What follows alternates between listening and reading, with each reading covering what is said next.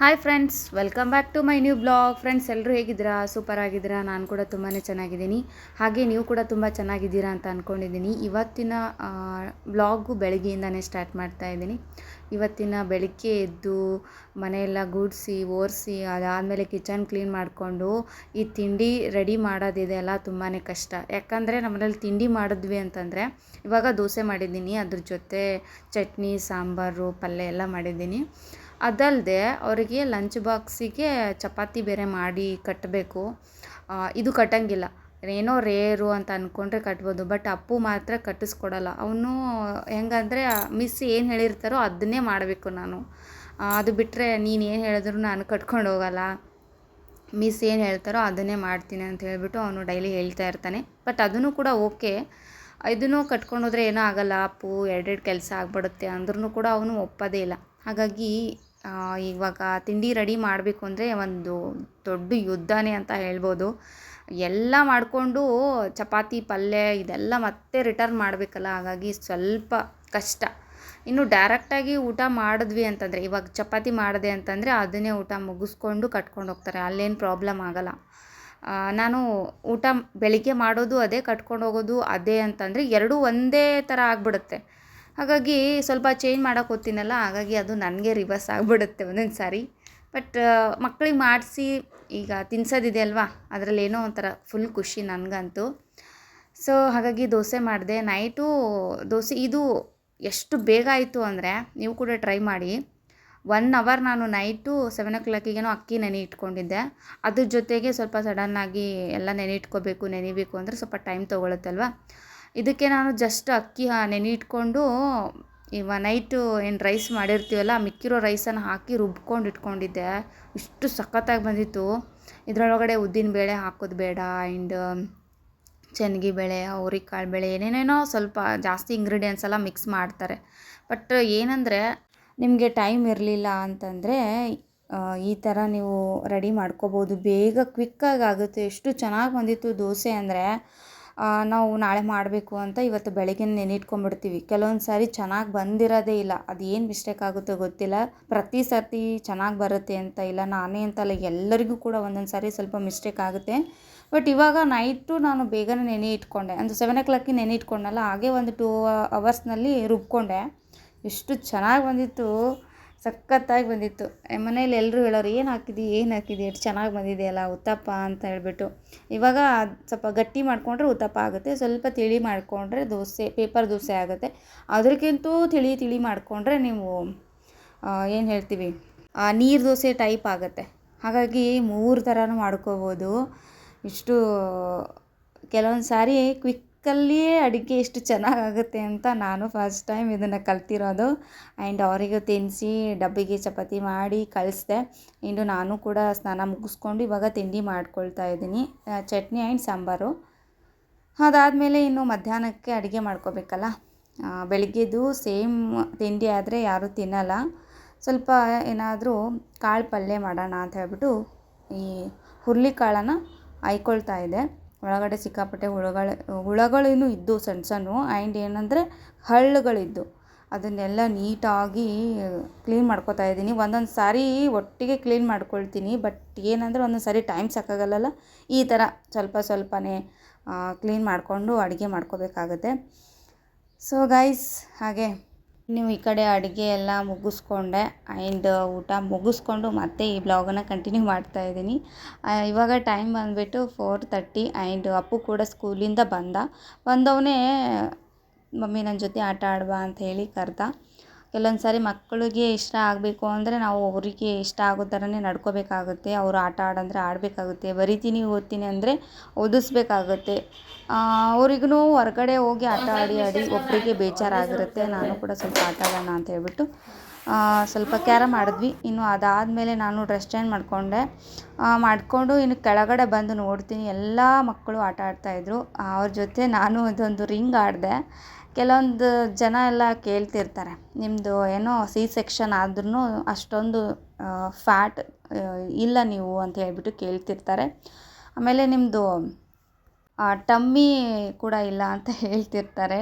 So ಹಾಗಾಗಿ tummy ಕಡಿಮೆ ಮಾಡಬೇಕು ಅಂತಂದರೆ ಈ ಥರ ಎಕ್ಸಸೈಸ್ ತುಂಬಾ ಇಂಪಾರ್ಟೆಂಟ್ ಆಗುತ್ತೆ. ನಾನು ಯಾವಾಗವಾಗವಾಗವಾಗ ಮಾಡ್ತಾ ಇರ್ತೀನಿ. ನನ್ನ ಹತ್ರ ಇಲ್ಲ ಅದು, ಬಟ್ ಬಾಜು ಆಂಟಿ ಇದ್ದಾರಲ್ವ, ಅವ್ರದ್ದು ಮಕ್ಕಳು ಆಟ ಆಡೋದಕ್ಕೆ ತೊಗೊಂಬರ್ತಾರೆ. ಅದನ್ನು ತೊಗೊಂಡು ಸ್ವಲ್ಪ ಆಟ ಆಡ್ತೀನಿ ಅದ್ರ ಜೊತೆ. ಸೊ ಇದರಿಂದ 2 ಎಕ್ಸಸೈಸ್ ಆಗುತ್ತೆ, ನಮ್ಮ ಬಾಡಿ ಫುಲ್ ಫಿಟ್ನೆಸ್ ಆಗುತ್ತೆ ಆ್ಯಂಡ್ ಅಂದರೆ ಟಮ್ಮಿ ಕರಗುತ್ತೆ. ಸೊ ಇದನ್ನು ನೀವು ಟ್ರೈ ಮಾಡಿ ನೋಡಿ. ಡೆಫಿನೆಟ್ಲಿ ಟಮ್ಮಿ ಯಾರಿಗಿರುತ್ತೋ ಅದು ಕಡಿಮೆ ಆಗುತ್ತೆ. ನೀವು ಸುಮ್ಮನೆ ಎಕ್ಸಸೈಸ್ ಮಾಡೋದು ಅಥವಾ ವೆಯ್ಟ್ ಇರೋದು ಎತ್ತೋದು ಇಳಿಸೋದು ಆ ಥರ ಮಾಡಿದ್ರೆ ಆಗಲ್ಲ. ಸ್ಟಮಕ್ಗೆ ಕೆಲಸ ಕೊಡಬೇಕು, ಆವಾಗನೇ ಟಮ್ಮಿ ಕಡಿಮೆ ಆಗೋದು. ಸೊ ಇದು ನನಗೆ ತುಂಬಾ ಹೆಲ್ಪ್ ಆಗಿದೆ. ನಾನು ನೆಕ್ಸ್ಟ್ ಟೈಮ್ ಹೊರಗಡೆ ಹೋದಾಗ ಇದೊಂದು ರಿಂಗ್ ತೊಗೋಬೇಕು ಅಂತ ಅಂದ್ಕೊಂಡಿದ್ದೀನಿ. ನೋಡೋಣ ಯಾವಾಗ ಟೈಮ್ ಸಿಗುತ್ತೋ ಆವಾಗ ನೋಡಿ ತೊಗೊಂಡು ಬಂದರೆ ಆಯಿತು. ಇನ್ನು ಮಕ್ಕಳಿಗಂತೂ ನನ್ನ ಜೊತೆ ಆಟ ಆಡೋದಕ್ಕೆ ತುಂಬಾ ಇಷ್ಟ. ಈ ದೊಡ್ಡ ಮಕ್ಕಳು ಇರ್ತಾರಲ್ವ, ಅವ್ರಿಗೂ ಇಷ್ಟ. ಆ್ಯಂಡ್ ಪುಟ್ಟ ಮಕ್ಕಳು ಇರ್ತಾರೆ, ಅವ್ರಿಗೂ ಕೂಡ ಇಷ್ಟ. ಯಾಕಂದರೆ ನನ್ನ ಬುದ್ಧಿ ಮೆಂಟಾಲಿಟಿಗೆ ಅವ್ರು ಹೊಂದ್ಕೊಳ್ತಾರೋ ಗೊತ್ತಿಲ್ಲ, ಅವ್ರ ಮೆಂಟಾಲಿಟಿಗೆ ನಾನು ಹೊಂದ್ಕೊಳ್ತೀನೋ ಇಲ್ವೋ ಗೊತ್ತಿಲ್ಲ. ಬಟ್ ಏನಂತಂದರೆ ಹೊರಗಡೆ ಎಲ್ಲೇ ಹೋಗಲಿ ಆಂಟಿ ನೀವು ಬನ್ನಿ, ಏನೇ ಆಟ ಆಡಲಿ ಆಂಟಿ ನೀವು ಬನ್ನಿ, ಸೊ ಏನೇ ತೊಗೊಳ್ಳಿ ಆಂಟಿ ನೀವು ಬನ್ನಿ ಅಂತ ಕರಿತಾ ಇರ್ತಾರೆ. ಇನ್ನು ನಾನು ಹೊರಗಡೆ ಹೋಗಬೇಕು ಅಂದರೆ ಬರ್ತೀರೇನೋ ಅಂತ ಕೇಳ್ತಾ ಇರ್ತೀನಿ. ಒಂದೊಂದು ಸಾರಿ ಹ್ಞೂ ರೀ ಆಂಟಿ ಅಂತ ಹೇಳ್ಬಿಟ್ಟು ಜೊತೆಗೆ ಬಂದುಬಿಡ್ತಾರೆ. ಅದು ಒಂಥರ ಚೆನ್ನಾಗಿದೆ ಬಾಂಡಿಂಗು. ತುಂಬಾ ಟೈಮ್ ಸ್ಪೆಂಡ್ ಮಾಡಿದ್ದೀನಿ ಮಕ್ಕಳ ಜೊತೆ ಅಂತೂ. ನನಗಿರೋದು 2 ಮಕ್ಕಳಾದ್ರೂ ಇಲ್ಲಿರುವಂಥ ಎಲ್ಲ ಮಕ್ಕಳು ನನ್ನನ್ನು ಬಿಟ್ಟು ಹೊರಗಡೆ ಹೋಗೋದೇ ಇಲ್ಲ. ಮನೆಯಲ್ಲೇ ಇರ್ತಾರೆ, ಯಾವಾಗಲೂ ನನ್ನ ಜೊತೆನೇ ಇರ್ತಾರೆ. ಸೊ ಮಕ್ಕಳ ಜೊತೆ ಟೈಮ್ ಕಳೆಯೋದು ಅಂದರೆ ನನಗಂತೂ ತುಂಬಾ ಇಷ್ಟ. ಸಿಕ್ಕಿರೋ ಟೈಮ್ನಲ್ಲಿ ಅವ್ರ ಜೊತೆ ಕಳಿತೀನಿ. ಆ್ಯಂಡ್ ಅದಾದಮೇಲೆ ನನ್ನ ವರ್ಕ್ ಇರುತ್ತಲ್ವ, ಆ ವರ್ಕ್ನಲ್ಲಿ ಬ್ಯುಸಿ ಆಗಿರ್ತೀನಿ. ಸೊ ಇನ್ನೊಂದು ಏನಂದರೆ ವಾಕಿಂಗ್ ಹೋಗಬೇಕು ಅಂತ ಅಂದ್ಕೊಂಡೆ, ಬಟ್ ಇದು ಆಡೋದ್ರಲ್ಲೇ ನನಗೆ ಇಲ್ಲೇ ವಾಕಿಂಗ್ ಆಗಿಬಿಡುತ್ತೆ. ಡೈಲಿ 1 ಕಿಲೋಮೀಟರ್ 4 ಸಾರಿ ಹೋಗಿ ಬರ್ತೀನಿ. ಹಾಗಾಗಿ ಸೊ ಅದು ಹೆಂಗೆ ಆಗಿಬಿಟ್ಟಿದೆ ಅಂದರೆ ಒಂಥರ ಪೂರ್ತಿ ಅಡ್ಯಾಪ್ಟ್ ಆಗಿಬಿಟ್ಟಿದ್ದೀನಿ ಅದಕ್ಕೆ. ವಾಕಿಂಗ್ ಇಲ್ಲದೆ ಹೋದರೆ ಏನೋ ಒಂದು ಮಿಸ್ ಆಗಿದೆ ಅಂತ ಅನ್ನಿಸ್ಬಿಡುತ್ತೆ. ಸೊ ಆ ಥರ ಮೇಂಟೈನ್ ಮಾಡೋದ್ರಿಂದ ಸ್ವಲ್ಪ ನೀವು ವೆಯ್ಟ್ ಲಾಸ್ ಕೂಡ ಮಾಡ್ಕೋಬೋದು. ಅದೂ ತುಂಬಾ ಇಂಪಾರ್ಟೆಂಟ್ ಆಗುತ್ತೆ. ಸುಮ್ಮನೆ ಜಿಮ್ಮಿಗೆಲ್ಲ ಹೋಗಿ ಸುಮ್ಮನೆ ದುಡ್ಡು ವೇಸ್ಟ್ ಮಾಡಿಕೊಂಡು ಜಿಮ್ಮು ಒಂದು ಸಾರಿ ರಿಯಾಕ್ಷನ್ ಆಯಿತು ಅಂದರೆ ಅದರಿಂದ ಬಚಾವಾಗೋದು ತುಂಬಾ ಕಷ್ಟ. ಜಿಮ್ಮಿಗೆ ಹೋದವರು ಸಡನ್ಲಿ ಫಿಟ್ನೆಸ್ ಆಗ್ತಾರೆ, ಬಟ್ ಬಾಡಿ ಕಂಟ್ರೋಲಿಗೆ ಸಿಗಲ್ಲ. ಒಂದು ಎಕ್ದಮ್ ಬಾಡಿ ಕಂಟ್ರೋಲಿಗೆ ಸಿಗದೇ ಇದ್ದಾಗ ನಾವು ಹೆವಿಯಾಗಿ ಒಂದು ಸ್ವಲ್ಪ ಜಂಕ್ ಫುಡ್ ಏನಾದರೂ ತಿಂದ್ವಿ ಅಂದರೆ ರಿಯಾಕ್ಷನ್ ಆಗಿ ತಿರ್ಗಾ ದಪ್ಪ ಆಗೋದಕ್ಕೆ ಸ್ಟಾರ್ಟ್ ಆಗುತ್ತೆ. ಸೊ ಹಾಗಾಗಿ ನಾವು ಈ ಥರ ಚಿಕ್ಕ ಪುಟ್ಟ ಎಕ್ಸಸೈಸ್ ಮಾಡೋದ್ರಿಂದ ಮಾತ್ರ ಬಾಡಿ ಕಂಟ್ರೋಲ್ಗೆ ತರಬೇಕು. ಅದು ಬಿಟ್ಟರೆ ಸುಮ್ಮನೆ ಹೋಗಿ ಜಿಮ್ಮಿಗೆ ಹೋಗೋದು ಆ ಥರ ಮಾಡೋಕ್ಕೆ ಹೋಗಬೇಡಿ. ಅದಾದಮೇಲೆ ನಂದು ಕೆಲವೊಂದು ಆರ್ಡರ್ ಎಲ್ಲ ಬಂದಿತ್ತು, ತೋರಿಸ್ತೀನಿ ಬನ್ನಿ. ನಾನು ಮೀಶೋದಿಂದ ಇದೊಂದು ಟಾಪ್ ತರಿಸ್ಕೊಂಡೆ, ವೈಟ್ ಕಲರು. ನಾನು ಮೊನ್ನೆ ಜೀನ್ಸ್ ಮಿಡಿ ತರಿಸ್ಕೊಂಡಿದ್ನಲ್ಲ, ಹಾಗಾಗಿ ಇದೊಂದು ವೈಟ್ ಕಲರ್ ಟಾಪ್ ಬೇಕಾಗಿತ್ತು ಅದ್ರ ಮೇಲೆ. ಸೊ ಇದನ್ನು ತರಿಸ್ಕೊಂಡಿದ್ದೀನಿ, ತುಂಬ ಚೆನ್ನಾಗಿದೆ, ಕ್ವಾಲಿಟಿ ಮಾತ್ರ ಸಖತ್ತಾಗಿದೆ. ಇದರ ಅಮೌಂಟು ಆ್ಯಂಡ್ ಸ್ಕ್ರೀನ್ ಮೇಲೆ ಕೊಟ್ಟಿರ್ತೀನಿ. ಇನ್ನೊಂದು ಏನಂತಂದರೆ ತುಂಬ ಅಂದರೆ ತುಂಬ ಚೆನ್ನಾಗಿದೆ. ಇದು ನೆಕ್ ಆಗಿರ್ಬೋದು ಆ್ಯಂಡ್ ಬಟ್ಟೆ ಕ್ವಾಲಿಟಿ ಮಾತ್ರ ಸಖತ್ತಾಗಿದೆ. ಇದು ಲೆಗ್ಗಿನ್ಸ್ ಮೇಲೆ, ಜೀನ್ಸ್ ಮೇಲೆ ಆ್ಯಂಡ್ ಜೀನ್ಸ್ ಮಿಡಿ ಮೇಲೆ ಮತ್ತು ಎಲ್ಲ ಥರ ಹಾಕ್ಕೊಳ್ಬೋದು. ಸೊ ಏನಂದರೆ ಈಗೆಲ್ಲ ಸ್ಯಾರಿ ಎಲ್ಲ ಹಾಕೋತೀವಲ್ಲ, ಸ್ಯಾರಿ ಕೂಡ ಸಖತ್ತಾಗಿ ಚೆನ್ನಾಗಿ ಅನಿಸುತ್ತೆ. ಬ್ಲೌಸ್ ಥರನೇ ಇದು, ಒಂಥರ ನೆಕ್ಕು ಬ್ಲೌಸ್ ಥರನೇ ಇದೆ ಅಲ್ವಾ, ತುಂಬ ಚೆನ್ನಾಗಿ ಅನಿಸುತ್ತೆ. ಸೊ ನಿಮಗೆ ಏನಾದರೂ ಲಿಂಕ್ ಬೇಕಾಯಿತು ಅಂದರೆ ಲಿಂಕ್ ಅಂತ ಕಮೆಂಟ್ ಮಾಡಿ, ನಾನು ನಿಮಗೆ ಶೇರ್ ಮಾಡ್ತೀನಿ ಡೈರೆಕ್ಟಾಗಿ ಲಿಂಕು. ಓಕೆ, ಯಾಕಂದರೆ ಕ್ವಾಲಿಟಿ ಹೆಂಗೆ ಬರುತ್ತೋ ಗೊತ್ತಿಲ್ಲ. ಅದ್ರ ಮೇಲೆ ಈಗ ಮೀಶೋದಲ್ಲಿ ಹೋಗಿ ನಾವು ಸಡನ್ಲಿ ಆರ್ಡರ್ ಮಾಡ್ಕೋಬೋದು, ಇಲ್ಲ ಅಂತಲ್ಲ. ಯಾಕಂದರೆ ಕ್ವಾಲಿಟಿ ಹೆಂಗಿರುತ್ತೋ ಆವಾಗ ನಾವು ತೊಗೊಂಡಿರುವಂಥ ಬಟ್ಟೆ ಕ್ವಾಲಿಟಿ ನೀವು ಹೋಗಿ ಮತ್ತೆ ಅದರೊಳಗಡೆ ಹೋಗಿ ಏನಾದರೂ ಸೆಲೆಕ್ಟ್ ಮಾಡಿ ಆರ್ಡರ್ ಮಾಡಿದ್ರೆ ನಿಮಗೆ ಕ್ವಾಲಿಟಿ ಹೆಂಗೆ ಬರುತ್ತೋ ಗೊತ್ತಿಲ್ಲ. ನಾನು ಲಿಂಕ್ ಕಳಿಸಿದ್ನಂದರೆ ನಿಮಗೆ ನನ್ನ ಥರ ಬಟ್ಟೆನೇ ಬರುತ್ತೆ. ಓಕೆ, ಸೊ ತುಂಬ ಚೆನ್ನಾಗಿದೆ ಕ್ವಾಲಿಟಿ ಮಾತ್ರ. ಇಷ್ಟ ಆಯಿತು ಅಂದರೆ ನೀವು ಕೂಡ ತೊಗೊಳ್ಳಿ. ಆ್ಯಂಡ್ ಬೇಕಾಯಿತು ಅಂದರೆ ಲಿಂಕ್ ಅಂತ ಕಮೆಂಟ್ ಮಾಡಿ. ಓಕೆ, ಇದರಲ್ಲಿ ಎಲ್ಲ ಸೈಜ್ ಇದೆ. ಕಲರ್ ಮಾತ್ರ ವೈಟ್ ಕಲರ್ ತುಂಬ ಚೆನ್ನಾಗಿ ಅನಿಸುತ್ತೆ. ಫ್ರೆಂಡ್ಸ್, ನಾನು ಒಂದು ಲಾಕೆಟ್ ಮಾಡೋಕ್ಕೆ ಹಾಕಿದ್ದೆ. ನಂದು ಇದು 10 ವರ್ಷ ಆಯಿತು ಈ ಲಾಕೆಟ್ ಮಾಡಿಸಿ. ಎಷ್ಟು ದಿನ ಡೈಲಿ ಹಾಕ್ಕೊಳ್ತಿದ್ದೆ, ಬಟ್ ಏನಂದರೆ ಇದು ಫುಲ್ಲು ಸೌದಿತ್ತು. ಇದು ಕೊಂಡಿ ಇದೆಯಲ್ಲ, ಇದು ಕೊಂಡಿ ಫುಲ್ ಹೋಗ್ಬಿಟ್ಟಿತ್ತು. ಅದು ಏನಂತಂದರೆ ಕಟ್ಟಾಗಿ ಮನೆಯಲ್ಲೇ ಸಿಕ್ತು. ಇಲ್ಲದೆ ಹೋದರೆ ಹೊರಗಡೆ ಎಲ್ಲಾದರೂ ಬಿದ್ದಿತ್ತು ಅಂದರೆ ಕಷ್ಟ. ನನಗೆ ಲಾಸ್ಟ್ ಟೈಮ್ ಗೋಲ್ಡ್ ಮಾಡಿಕೊಡ್ತಾರಲ್ವ, ನನಗೆ ಏನಾದರೂ ಬೇಕಾಯಿತು ಅಂದರೆ ನಾನು ಅವ್ರ ಹತ್ರನೇ ಹೋಗಿರ್ತೀನಿ. ಬಟ್ ಅವರೇ ಹೇಳಿದರು, ಇದು ಕೊಂಡಿ ಫುಲ್ ಸೌಂದಿದೆ, ನೀವು ಹೊಸದು ಮಾಡಿಸ್ಕೊಳ್ಳಿ, ಇಲ್ಲದೆ ಹೋದರೆ ಅವಾಗವಾಗ ಚೆಕ್ ಮಾಡ್ಕೊಳ್ತಾ ಇರಿ ಅಂತ ಹೇಳಿದರು ಅವರು. ಓಕೆ ಅಂತ ಹೇಳಿದ್ದೆ. ಅವಾಗ ನಾನು ಹಾಕಿರಲಿಲ್ಲ. ಬಟ್ ಏನಂದರೆ ಇಲ್ಲೇ ಮನೆಯಲ್ಲಿದ್ದಾಗಲೇ ಬೆಳಗ್ಗೆನೇ ಅದು ಕಟ್ಟಾಗಿ ಬಿದ್ದಿತ್ತು. ಹೊರಗಡೆ ಬಿದ್ದಿದ್ರೆ ತುಂಬಾ ಕಷ್ಟ. 1 ತೊಲಿ ಇದೆ. ಇವಾಗಿನ ಗೋಲ್ಡ್ ರೇಟ್ ನೋಡಿದ್ರೆ ಸಿಕ್ಕಾಪಟ್ಟೆ ಕಾಸ್ಟ್ಲಿ. ಬಟ್ ಇದು ಮನೆಯಲ್ಲೇ ಬಿದ್ದಿರೋದು ನನ್ನ ಪುಣ್ಯ ಅಂತ ಅನ್ಕೋಬೋದು. ಹಾಗಾಗಿ ಇದನ್ನು ಮಾಡ್ಸೋಕ್ಕೆ ಕೊಟ್ಟಿದ್ದೆ. ಇದು 1 ತೊಲಿ ಇತ್ತಲ್ವಾ, ಇದ್ರದ್ದೇ ನಾನು ಚೈನ್ ತುಂಬ ಉದ್ದ ಆಗಿಬಿಟ್ಟಿತ್ತು ಡೈಲಿ ಹಾಕ್ಕೊಂಡು. ಅದಕ್ಕೇನು ಮಾಡಿಸ್ದೆ ಅಂದರೆ ಸ್ವಲ್ಪ ಇದೇನಿದೆ ಡಿಸೈನು ಕಟ್ ಮಾಡಿಸಿ ಮತ್ತು ಇದು ಕೊಂಡಿಗೆ ಜಾಸ್ತಿ ಗೋಲ್ಡನ್ನು ಹಾಕಿಬಿಟ್ಟು ಇದಿಷ್ಟು ಮಾಡಿಸ್ಕೊಂಡೆ. ಬಟ್ ಇದು ಓಲ್ಡ್ ಚೈನ್ ಆದ್ರೂ ತುಂಬಾ ಬಾಳಿಕೆ ಬಂದಿದೆ. ನೋಡಿ ಎಷ್ಟು ಹೊಸದು ಥರನೇ ಇದೆ. ಹಾಗಾಗಿ ನಮ್ಮ ಮನೇಲಿ ಇದು ಹಾಕಿಬಿಟ್ಟು ಬೇರೆ ತೊಗೊಳ್ಳೋಣ ಅಂತ ಅಂದಿದ್ರು. ಬಟ್ ನನಗೆ ಹಾಕೋದಕ್ಕೆ ಇಷ್ಟನೇ ಇಲ್ಲ. ಯಾಕಂದರೆ ಇದು ನಮ್ಮ ಪಪ್ಪ ಫಸ್ಟ್ ಟೈಮ್ ನಾನು 10th ಕ್ಲಾಸ್ ಇದ್ದಾಗ ಇಸ್ಕೊಟ್ಟಿರೋ ಗೋಲ್ಡು. ಹಾಗಾಗಿ ನನಗೆ ಹಾಕ್ಲಿಕ್ಕೆ ಇಷ್ಟನೇ ಇರಲಿಲ್ಲ. ಹಾಕಬೇಕು ಅಂದರೆ ಒಂದು ಸೆಂಟ್ರಲ್ಲಿ ಕಟ್ಟಾಗಿರಬೇಕು, ಅವಾಗ ಹಾಕಿದ್ರೆ ಒಂದೇನೋ ವರ್ತ್ ಅಂತ ಇರುತ್ತೆ.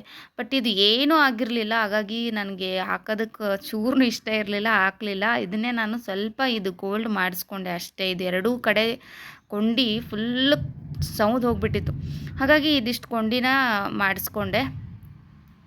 ಸ್ವಲ್ಪ ಇದು ಗೋಲ್ಡ್ ಈಗ ಕಮ್ಮಿ ಆಗಿಬಿಟ್ಟಿದೆ. ಯಾಕಂದರೆ ಇದ್ರದ್ದೇ ಗೋಲ್ಡು ಕರಗಿಸಿ ಸ್ವಲ್ಪ ಕಟ್ ಮಾಡಿ, ಈ ಚೈನ್ ಇದೆಯಲ್ಲ, ಚೈನ್ ಸ್ವಲ್ಪ ಕಟ್ ಮಾಡಿಕೊಂಡು ಕರಗಿಸ್ಕೊಂಡು ನಾನು ಈ ಕೊಂಡಿನ ಮಾಡಿಸ್ಕೊಂಡೆ. ಇದು ಏನು ಮೇನ್ ಕೊಂಡಿ ಇದೆಯಲ್ವಾ, ಈ ಮೇನ್ ಕೊಂಡಿ ಇದು ಇರಲಿಲ್ಲ. ಬಟ್ ಇದೇ ಎರಡೇ ಇತ್ತು. ಈ ಕೊಂಡಿನ ಬೇರೆ ಚೈನ್ಗೆ ಹಾಕಿದೆ ನಾನು. ಒಂದು ಚೈನ್ ಮಾಡಿಸಿದೆ, ಆ ಚೈನ್ಗೆ ಈ ಕೊಂಡಿದ್ದು ಚೈನು ಅದಕ್ಕೆ ಹಾಕಿದೆ. ಬಟ್ ಇದನ್ನು ಕೂಡ ಹೊಸದು ಮಾಡಿಸಿದೆ. ಹಾಗಾಗಿ ಸ್ವಲ್ಪ 8 ಗ್ರಾಮ್ನು ಮೇಲೆ ಸ್ವಲ್ಪ ಇದೆ.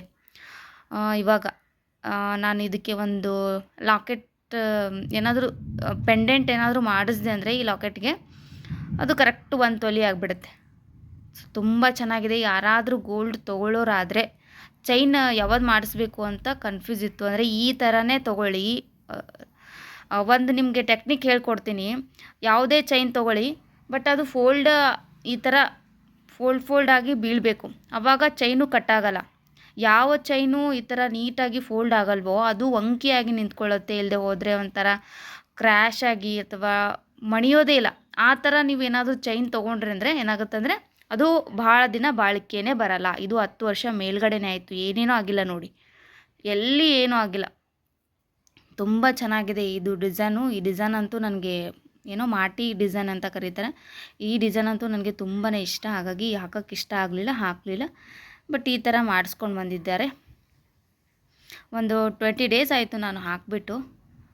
ಊರಿಗೆ ಹೋಗಿರಲಿಲ್ಲ, ಹಾಗಾಗಿ ತೊಗೊಂಡು ಬಂದಿರಲಿಲ್ಲ. ಅವರೇ ರೆಡಿ ಆಗಿದೆ ಅಂತ ಹೇಳಿದ್ರಲ್ಲ. ಸೊ ಇವ್ರು ಹೋಗಿದ್ರು ಯಜಮಾನ್ರು, ಅವ್ರ ಕೈಯಲ್ಲಿ ಕೊಟ್ಟು ಕಳಿಸಿದ್ದಾರೆ. ಹಂಗೆ ಇನ್ನೊಂದು ತೋರಿಸ್ಬೇಕು ನಿಮಗೆ.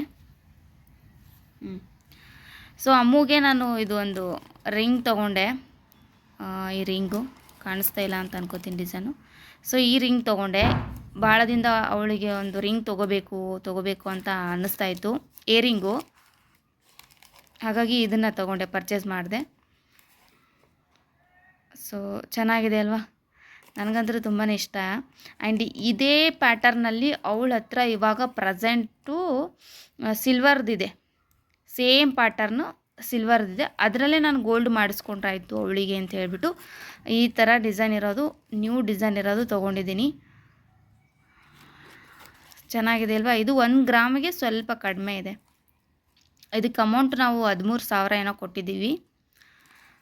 ಅಮೌಂಟ್ ಯಾಕೆ ಹೇಳ್ತಾ ಇದ್ದೀನಿ ಅಂದರೆ ಸ್ವಲ್ಪ ಅವಾಗೆಲ್ಲ ಗೋಲ್ಡು ಸ್ವಲ್ಪ ಕಡಿಮೆ ಇತ್ತು, ಅವಾಗ ತೊಗೊಂಡೆ. ಅಲ್ಲೇ ಇತ್ತು 1 ಮಂತ್ ಅಲ್ಲೇ ಬಿಟ್ಟಿದ್ದೀನಿ, ನಾನು ತೊಗೊಂಡು ಬಂದಿರಲಿಲ್ಲ.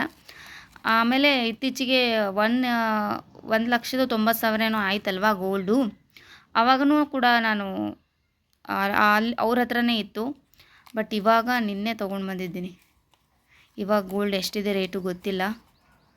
ಸೊ ಈ ಡಿಸೈನ್ ನನಗೆ ತುಂಬಾ ಇಷ್ಟ ಆಗಿಬಿಟ್ಟಿತ್ತು, ಹಾಗಾಗಿ ಪರ್ಚೇಸ್ ಮಾಡಿದೆ. ಚೆನ್ನಾಗಿದೆ ಅಲ್ವಾ. ಸೊ ನೀವು ಅಮೌಂಟನ್ನು ಗೋಲ್ಡಿಗೆ ಇನ್ವೆಸ್ಟ್ಮೆಂಟ್ ಮಾಡಿದ್ರೆ ಏನೂ ತಪ್ಪಾಗಲ್ಲ. ಲೈಫ್ನಲ್ಲಿ ಹೆಲ್ಪಿಗೆ ಬರೋದು ಗೋಲ್ಡ್ ಒಂದೇ. ಹಾಗಾಗಿ ನಾನು ಗೋಲ್ಡು, ಸಿಲ್ವರು, ಈ ಥರ ಮಾರಿದ್ರೆ ಅದಕ್ಕೆ ಅಮೌಂಟ್ ಅನ್ನೋದು ಕನ್ಸಿಡರ್ ಆಗಬೇಕು ಅದಕ್ಕೆ ನೆಕ್ಸ್ಟು. ಆ ಥರದನ್ನೇ ನಾನು ಪ್ಲ್ಯಾನ್ ಮಾಡಿರ್ತೀನಿ. ಇವಳಿಗೂ ಕೂಡ ನನಗೆ ಅಮೌಂಟ್ ಸಿಕ್ಕಾಪಟ್ಟೆ ಖರ್ಚಾಗ್ತಾಯಿತ್ತು. ನನ್ನ ಹತ್ರ ಕೂಡ ಉಳಿತಾ ಇರಲಿಲ್ಲ. ಅದು ತೊಗೊಂಡೆ, ಇದು ತೊಗೊಂಡೆ, ಡ್ರೆಸ್ ತೊಗೊಂಡೆ, ಮನೆಗೆ ಬೇಕಾಗಿರುವಂಥ ಸಾಮಾನು ತೊಗೊಂಡೆ, ಈ ಥರನೇ ಮಾಡ್ತಾಯಿದ್ದೆ. ಸೊ ಬೇಡೇ ಬೇಡ, ನಾನು ಗೋಲ್ಡ್ ತೊಗೊಂಡ್ರೆ ಅದು ಹತ್ರನಾದ್ರೂ ಇರುತ್ತೆ ಅಂತ ಹೇಳ್ಬಿಟ್ಟು ಈ ಥರ ಥಿಂಕ್ ಮಾಡಿ ಗೋಲ್ಡ್ ತೊಗೊಂಡಿದ್ದೀನಿ. ಸೊ ಚೆನ್ನಾಗಿದೆ ಅಲ್ವಾ? ಈ ಡಿಸೈನ್ ಯಾಕೆ ತೋರಿಸ್ತಾ ಇದ್ದೀನಿ ಅಂತಂದರೆ, ಸೊ ಯಾರಿಗಾದರೂ ಇಷ್ಟ ಆಯಿತು ಅಂದರೆ ನಿಮ್ಮ ಮಕ್ಕಳಿಗೆ ಯಾವ ಥರ ರಿಂಗ್ ಮಾಡಿಸ್ಬೇಕು ಅನ್ನೋದೊಂದು ಏನಾದರೂ ತಲೆಯಲ್ಲಿತ್ತು ಅಂದರೆ ಸೊ ಈ ಥರ ಡಿಸೈನನ್ನು ಮಾಡಿಸಿ. ಓಕೆ, ಚೆನ್ನಾಗಿದೆ ಅಲ್ವಾ? ಸೊ ಟೋಟಲ್ ಅಮೌಂಟ್ ಬಂದುಬಿಟ್ಟು 13,000. ಆ ಚೈನಿಗೆ ನಾನು ದುಡ್ಡು ಕೊಟ್ಟಿಲ್ಲ, ಬಿಕಾಸ್ ನನಗೆ ಅವರು ತುಂಬ ಪರಿಚಯ ಇರೋದ್ರಿಂದ ಹಾಗೆ ಮಾಡಿ ಕೊಟ್ಟಿದ್ದಾರೆ. ಮಾಡೋ ಕೂಲಿ ಕೂಡ ತೊಗೊಂಡಿಲ್ಲ ಅವರು. ಸೊ ನಾನೇ ಯಾವಾಗಲಾದರೂ ಹೋದ್ನೆ ಅಂತಂದರೆ ಅವರಿಗೆ ಏನಾದರೂ ಪರ್ಚೇಸ್ ಮಾಡಿದ್ರೆ ಅಲ್ಲಿ ಅಮೌಂಟ್ ಅನ್ನೋದು ನಾನು ಬಿಡ್ಸೋಕ್ಕೆ ಹೋಗಲ್ಲ. ಕೆಲವೊಂದು ಸಾರಿ ಬಿಡ್ಸೋಕ್ಕೆ ಹೋಗಲ್ಲ, ಎಷ್ಟು ಹೇಳಿರ್ತಾರೋ ಅಷ್ಟೇ ಕೊಟ್ಟು ಬರ್ತೀನಿ. ಹಾಗಾಗಿ ಅವರು ಇಷ್ಟೇ ಕೊಡಿ ಅಮೌಂಟು, ಅಷ್ಟೇ ಕೊಡಿ ಅಂತ ಹೇಳಲ್ಲ. ಏನಾದರೂ ಹೊಸದು ಖರೀದಿ ಮಾಡಿದೆ ಅಂದರೆ ಮಾತ್ರ ಅದಕ್ಕೆ ಅಮೌಂಟು ತೊಗೋತಾರೆ. ಈ ಥರ ಏನಾದರೂ ಮುರಿತು ಅಂದರೆ, ಕಟ್ಟಾಯಿತು ಅಂದರೆ ಅದನ್ನು ಮಾಡಿಸೋದಕ್ಕಾಗಿರ್ಬೋದು, ಅದ್ರ ಬಗ್ಗೆ ಏನು ಅಮೌಂಟ್ ₹1 ಕೂಡ ತೊಗೊಳ್ಳಲ್ಲ. ಲಾಸ್ಟ್ ಟೈಮ್ ಅಮ್ಮಗೆ ಒಂದು ಬೆಳ್ಳಿ ರಿಂಗು ಅದು ಒಂದೇ ಇತ್ತು, ಒಂದು ಕಳೆದು ಹೋಗ್ಬಿಟ್ಟಿತ್ತು. ಅದನ್ನು ಕೂಡ ಅವರು ಫ್ರೀಯಾಗಿ ಕೊಟ್ಟರು, ಅಮೌಂಟೇ ತೊಗೊಳ್ಳಿಲ್ಲ. ಹಾಗಾಗಿ ಸೊ ನಾನು ಅಲ್ಲೇ ಮಾಡಿಸ್ತೀನಿ, ನನಗೆ ತುಂಬ ಪರಿಚಯ ಇದೆ. ಹಾಗಾಗಿ ನನಗೆ ಈ ಥರ ಡಿಸೈನ್ ಬೇಕು, ಈ ಥರ ಡಿಸೈನ್ ಬೇಕು ಅಂದರೆ ನಾನು ಹೇಳಿರ್ತೀನಲ್ವ, ಅವರೇ ತೊಗೊಂಬಂದು ತೋರಿಸಿ ಇದು ಕೊಡ್ತಾರೆ. ಆ್ಯಂಡ್ ಇನ್ನೊಂದಂದರೆ ಯಾವ ಡಿಸೈನ್ ಹಾಕ್ಕೊಂಡ್ರೆ ಚೆನ್ನಾಗಿರುತ್ತೆ, ಯಾವುದು ಕ್ವಾಲಿಟಿ ಇರುತ್ತೆ, ಯಾವುದು ಇರಲ್ಲ ಅಂತ ಅನ್ನೋದೊಂದು ಫುಲ್ಲು ಡೀಟೇಲ್ಸ್ ಆಗಿ ಹೇಳ್ತಾರೆ. ಹಾಗಾಗಿ ಅವ್ರ ಹತ್ರನೇ ತೊಗೊಳ್ತೀನಿ. ಚೆನ್ನಾಗಿದೆ ಅಂತ ಅಂದ್ಕೊಂಡಿದ್ದೀನಿ. ಸೊ ಗಾಯ್ಸ್, ಹಾಗಾಗಿ ಇವತ್ತಿನ ವಿಡಿಯೋ ಇಲ್ಲಿಗೆ ಎಂಡ್ ಮಾಡ್ತಾಯಿದ್ದೀನಿ. ಇನ್ನು ನಾಳೆ ಇನ್ನೊಂದು ಹೊಸ ವಿಡಿಯೋದೊಂದಿಗೆ ಮತ್ತೊಮ್ಮೆ ಸಿಗ್ತೀನಿ. ಅಲ್ಲಿವರೆಗೂ ಟೇಕ್ ಕೇರ್, ಬಾಯ್.